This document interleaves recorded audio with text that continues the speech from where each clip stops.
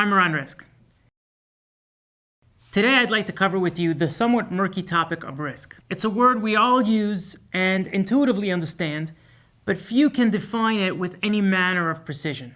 So today we're going to delve into the following questions. What exactly is risk and why is it so elusive? What are the various types of risk? What's an appropriate compensation for risk? What risk metrics can we apply? And what are the risk management best practices we should be considering? What is risk and why is it hard to define? Let's begin by probing the challenges in understanding and defining risk. For starters, there's no reason to feel insecure about this topic, as studies conducted on gamblers and other risk takers suggested that individuals' abilities to handicap and manage risks had virtually zero correlation with IQ and traditional measures of intelligence. Research suggests that sensitivity to risk is a bit like learning other languages. Some have an intuitive knack for it, and others just need more exposure to it. Risk intelligence is primarily focused on second-order thinking. Not just what can happen, but what can happen once those things happen. Warren Buffett once creatively and somewhat comically made the analogy, risk is like venereal disease. It's not just who you're sleeping with, it's also who they're sleeping with. So what about risk makes it so difficult to understand? Because there are at least 6 human challenges involved, and we should take a few minutes to understand them. Absolute versus relative risk. Our understanding of risk is usually driven by dramatic headlines rather than absolute data. As we all know, many people are afraid to fly when it's actually safer than getting into a car. In the US alone, 35,000 people die on the road every year, and yet few people worry about driving. Yet less than 300 Americans have died in flight crashes over the last 16 years. And that includes the 256 passengers who perished in the hijacked planes of 9/11. So considering risk in relative rather than absolute terms can seriously misconstrue our understanding of them. Recent versus perennial risks. Not only do we pay more attention to dramatic risks, but we also pay more attention to the risk we recently witnessed. If we go back to the 9/11 example, immediately after that horrific terrorist attack, many Americans stopped flying. This caused a 5% increase in traffic on interstate highways, which lasted for about 12 months. During that time, increases in fatal crashes went through the roof, resulting in 1,600 Americans losing their lives on the road. And of course, in the 3 years that followed 9/11, 2.5 billion people flew US commercial flights, and not a single one died in a major airline crash. In our tendency to fight the last war, we make risk about the sensationalism of recent past rather than the threats to our present. We have to always remember that before 1929, they didn't conceive of the crash of 1929. And the same is true for 1987 and the dot-com crash of 2000 and 2008, etc. Projecting risk from the past limits our ability to handicap it in the future. Familiar versus unfamiliar. Research suggests that investors are afraid of the unfamiliar. In fact, Dr. Peter Kenning, a professor at Germany's University of Munster, demonstrated that the mere thought of putting money in foreign or unfamiliar stocks actually generates an automatic sense of discomfort, triggering activity in the amygdala and sending signals of fear through the body. Familiarity can be cultural. So, for example, many Europeans are, blasé about gathering mushrooms in the forest for dinner, and Americans shake their heads at such recklessness. At the same time, there are more privately owned rifles and handguns in the United States than there are citizens. In France, raw milk is considered the standard for high-quality dairy products. In Canada, however, the sale of raw or unpasteurized milk is forbidden. That doesn't increase or decrease the riskiness of mushrooms, guns, or raw milk. It just means that anything culturally familiar seems less risky, and anything unfamiliar seems more so. Familiarity can also be experiential or social. For example, people tend to attribute less risk to asset classes they're more familiar with. They attribute less risk to asset classes their friends are invested in. Though, as we've seen in the past, the fact that everyone is doing it doesn't make it any safer. And the unfamiliar isn't inherently less safe, despite us feeling so. Instinctive versus probabilistic. Part of the reason we usually feel risk rather than understand risk is because fear is central to our survival instincts. Biological fear. Fear is one of the most basic emotional circuits in our brain. Fear influences our thinking more than conscious thought because the amygdala sends more information to the cortex than it receives. In scary situations, our brain is built to rely more on evolutionary instincts than on rational thinking. As a result, when in danger, we either freeze, flee, or fight. The one thing we don't do, however, is think, which is actually a good thing because if we were in the wilderness and attacked by a ferocious lion, calculating the trajectory of its jump in order to decide what to do would mean we're dinner. So our instinctive mind decides on what's risky before our rational mind does. Emotions. The problem for investors is that emotional stimuli trigger what psychologists refer to as probability neglect. In other words, the hazard that stirs the strongest emotions leads people to factor in probabilities less and less. As a result, people will often go to great lengths to avoid risks that are extremely unlikely, and not nearly far enough to avoid risks that are extremely likely. The entire insurance industry is built on this reality. So the average American will have tornado insurance for their trailer park home, but won't save $1 for their retirement. Feedback delay.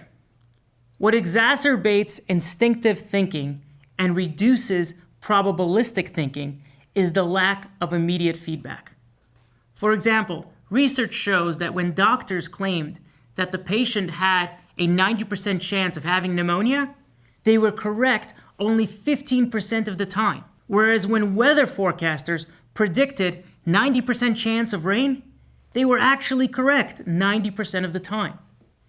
The difference between a doctor and a weather forecaster is how fast do they get feedback and how quickly can they adjust to it. Weather you get every minute, whereas treatments can take days, weeks, months, or even years to prove themselves. The gap between the prognosis and the feedback is what causes doctors to be wrong far more often than weather forecasters. The same is true for investors. After making an investment, the feedback we get is often years away, which makes it difficult to apply probabilistic thinking to our investing today, and we default to instinct. Cost versus consequence. There is a cost of being too risk averse. Why do we embrace risk? We embrace risk because if we didn't, we are almost assured of losing principal due to inflation and potentially not being able to fund our needs or aspirations. So there's a risk to not taking sufficient risk. And the challenge is that by nature, we are risk averse. Psychologists claim that our loss aversion requires potential gains to be more than 2 times the size of our potential losses. Cost of overpaying for safety. Managing risk always comes at a price. And sometimes the price outweighs the risk. As well, the number of risks we can protect ourselves against is far smaller than the number of risks we're actually exposed to. So we have to make sure we're spending resources on managing the most important risks.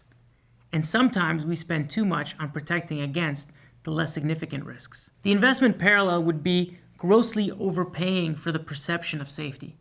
People buy A-class real estate just because it's a good asset or a great building without paying too much attention to the price they pay. And with equities, brokers or money managers sometimes take similar over-precautions. As the expression goes, nobody gets fired for buying IBM. The problem is, no one makes money either. Prospect versus outcome. We struggle with risk because risk and outcome are independent of each other. The quality of a decision cannot be judged solely based on its outcome. Some foolishly risky endeavors have a positive outcome, for example, surviving Russian roulette. And some low-risk endeavors have a negative outcome, for example, becoming a dentist and then losing an arm. Risk is therefore lumpy. Just because the risk of a bad outcome seems negligible does not ensure that the outcome will be good. And as investors, we tend to underestimate that. Risk and returns. So how should we get compensated for the risk we're undertaking? Historic risk premiums. In order to price risk, there has to be at least a basic understanding of historic risk premiums for different asset classes. What you see here is just a few examples with approximate historical ranges, which may or may not be true at any given point in time. For example, T-bills, historically they've been in this range, but today they're less than 50 basis points. Equities have averaged roughly 700 basis points premium over T-bills. Additional risk factors such as concentration, illiquidity, size, complexity, leverage, etc., can provide another few hundred basis points. For example, historically, small caps have provided roughly a 300 basis point premium over large caps. The reality is there is no perfect formula for risk-reward, but these should give you a general sense of how risk factors compensate investors. The beauty of this is that investors could also trade risk. They can give up some equity risk in exchange for illiquidity, or take lower credit in exchange for predictability. These are all examples of getting paid for different risks. Having said that, it's critical to keep in mind that simply piling on risk factors will not necessarily yield you more return. As you can see, it will only extend the range of possible outcomes, creating higher potential for return, but not necessarily higher return.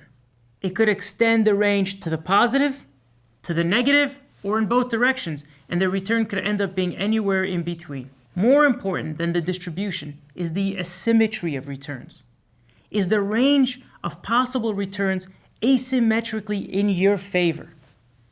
Imagine if this first sideways bell curve was straddling the line, or if most of the range on this bell curve was below the x-axis. What that would mean is that there's a large asymmetry working against you. In other words, you are more likely to lose money than to make money, in which case you're not being paid enough for the risk undertaken. When the range of possible returns is asymmetrically in your favor, that's when you get the highest returns per unit of risk, or superior risk-adjusted returns. That will put you into this quadrant, which is the only quadrant you want to find yourself in.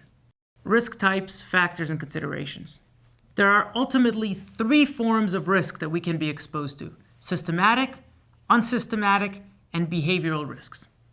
Systematic risks tend to be unavoidable, entirely out of the hands of investors, and pay a premium to most of the market participants. Examples may include the collapsing equity market, a credit crisis, raging inflation, etc. To handicap these risks requires sophisticated diversification into asset classes and strategies that can zig when everything else zags. The second type of risk, unsystematic risk, is much more manageable. As a result, it only pays a premium to savvy participants. Unsystematic risk tends to only affect specific companies or industries. For example, issues like Apple's latest iPhone being recalled or a strike at the GM plant. These risks require pretty simplistic diversification.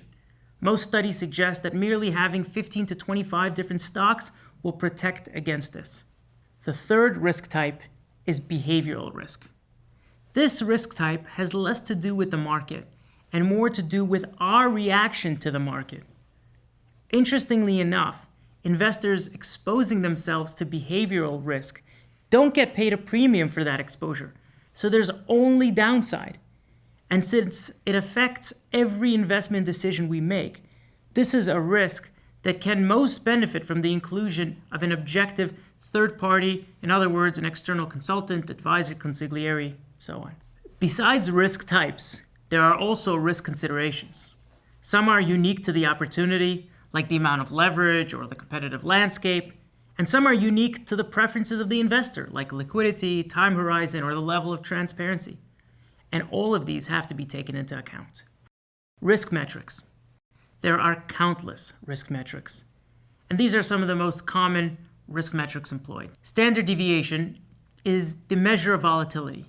A low standard deviation suggests that the volatility tends to be close to the average, while a high standard deviation indicates the volatility is potentially much greater, and therefore a riskier asset. The problem with standard deviation is that it treats all deviations from the average, whether positive or negative, as the same. However, investors are generally much more concerned with the negative deviations than they are with the positive ones. The use of the downside deviation metric resolves this issue by focusing only on downside risk and doesn't penalize investment managers for positive volatility. Max drawdown is a metric that provides the downside risk over a specified time period. It looks at the maximum loss from peak to trough of a portfolio before a new peak is attained. Skipping ahead, the Sharpe ratio is the metric for calculating the risk-adjusted returns. In other words, how much return are you getting per unit of volatility? And just like downside deviation, the Sortino ratio is the modification on the Sharpe ratio so as not to penalize investment managers for positive volatility. Risk metric challenges. There are many other risk metrics, but virtually all of them are subject to challenges like moral hazard, the normal distribution fallacy, and the illusion of certainty. Moral hazard. Risk metrics can create and have created in 2008 a moral hazard where there is a perception of safety upon which investors rely. Consequently, people are enticed to take even greater risk than they otherwise would have. For example, in Montreal, scientists sifted through data on 3 million Canadian crashes and discovered that driving an SUV or a larger car, where there was a perception of safety, actually makes the driver 224% more likely to cause a fatal crash. Normal distribution fallacy.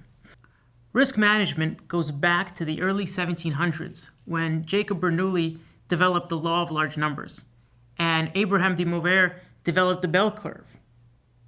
These two continue to serve as critical tools of financial analysis today. The problem is that our models are only as good as our inputs, and we humans aren't wired to calculate for that which we haven't witnessed or experienced. So if in our entire life we've only seen ladies between 5 feet and 5 foot 8 inches, we're going to fail to account for any larger deviations from that.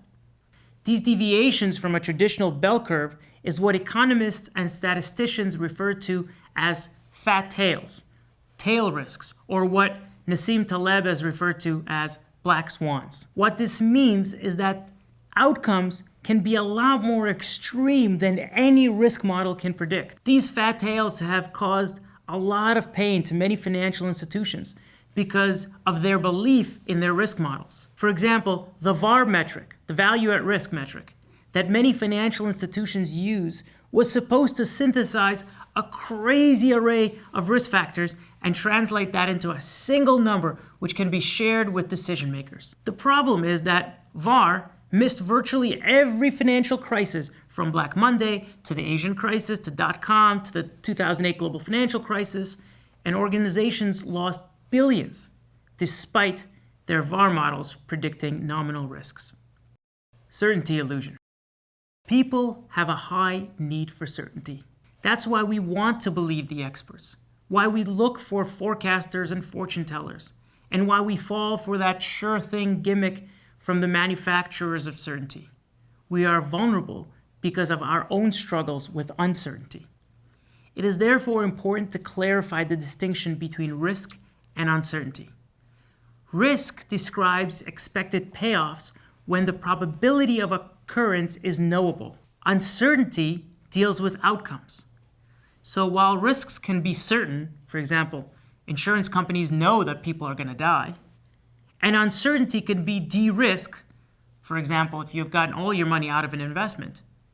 The fact is that risk is a variable which can be dialed up or dialed down, but uncertainty is a constant. We have to accept the fact that uncertainty can never be eliminated. You can be Venezuela making money hand over fist by successfully pumping cash out of the ground with all sorts of oil contracts and hedges in place, when suddenly someone discovers horizontal multi-stage fracking and your gig is up. Risk management best practices. Given all the nuances and complexity we've outlined regarding risk, how exactly do we go about managing risk? So in an effort to make risk management as simple as possible, let me share with you some risk management best practices through my 5P risk mitigating heuristic.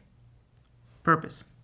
One of the most effective ways of managing your personal risk is ensuring that you avoid outcomes you least want and have the highest probability of achieving the goals you're most concerned about. To do that, preceding all discussions of risk, it's imperative that there's absolute clarity on one's own needs, expenses, circumstances, exposures, and aspirations.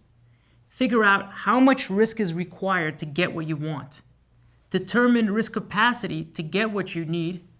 Figure out how much of a drawdown you can stomach, which is your risk tolerance. Decide on a risk budget. For example, how much volatility risk, how much illiquidity, how much currency risk, and so on, which will be somewhere between your needs and your wants. And manage it with discipline, ensuring you are not taking on any more than you absolutely need to. Price. Besides failing to diversify, one of the biggest risks investors can make is overpaying. When you underpay for an asset, you reduce the amount of money you could lose on it if it performs poorly. The closer you pay to the fair market value, or even worse, if you overpay, the bigger your risk of losing capital. This is clearly visible on this graph. Imagine this graph is the range of all possible prices for a particular asset and the probability of hitting that price. At which point is this asset the riskiest? This is what the world's savviest investors call building in a margin of safety into all your investments. The margin of safety is the difference between the current market price and the intrinsic value of an asset. Savvy investors rarely buy investments that are priced for less than a third below their intrinsic value. They would never buy at 50, but almost always at 10 or 15. The bottom line is, risk is not always properly priced into an asset, but risk is always a function of the price. Inferior assets can be safe if you get them for a song, while quality assets can be extremely risky if you overpay. People. The bottom line here is that partnering with good people is one of the best risk mitigating strategies, while getting in bed with people that are questionable on any of these fronts is one of the greatest risk enhancers. It's risk on steroids, really. In the end, it all comes down to people, and investors need to ensure that they're surrounding themselves with nothing but the best. Patience. We know that with any asset, you can get unlucky any day, month, or year. But after a while, people eventually wake up, smell the roses, and the market corrects itself. The more time you have, the less likely the vagaries of the market will affect you. As a general rule of thumb, if you don't feel comfortable owning an asset for 10 years, you probably shouldn't own it for 10 minutes. Unless an asset becomes obsolete or has some fundamental change in its value, thinking about owning it for 10 years will prevent us from selling emotionally or making any decisions in a hurry. Prudence. Finally, prudence involves only taking acceptable risks which pay you but don't kill you. There are risks which you can take that can kill you, for example, playing Russian roulette.